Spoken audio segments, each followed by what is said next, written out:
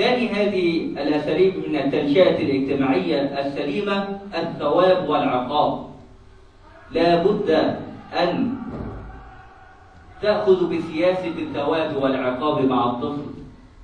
نحن لا نجعلهم متدللين أكثر أو نجعل عاطفتنا هي التي تغلب علينا، فإذا عمل فعلا حسنا فلا بد أن نكافئه حتى ولو بكلمات طيبة، لو بأشياء مادية محسوسة يحبها الطفل.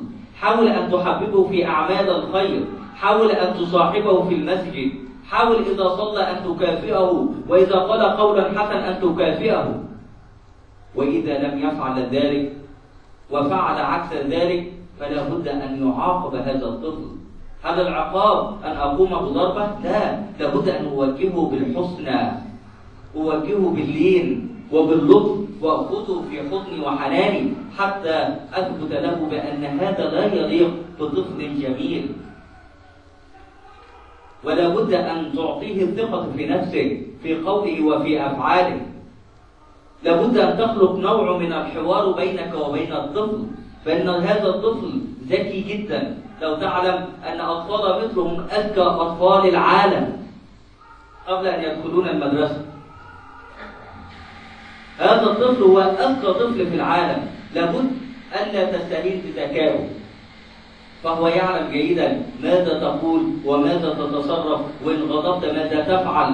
كل هذا محفور في ذهن الطفل، فلا بد أن تعاقبه. كيف نعاقبه؟ لا بد أن نعاقبه بأن نحرمه من شيء يحبه.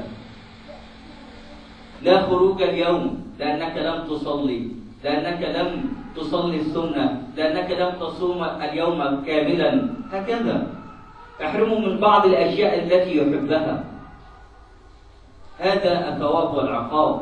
واعلم أنك أنت القدوة، فلا بد أن تنصحه بما أنت فيه، ففاقد الشيء لا يعطيه، فاقد الشيء لا يعطيه.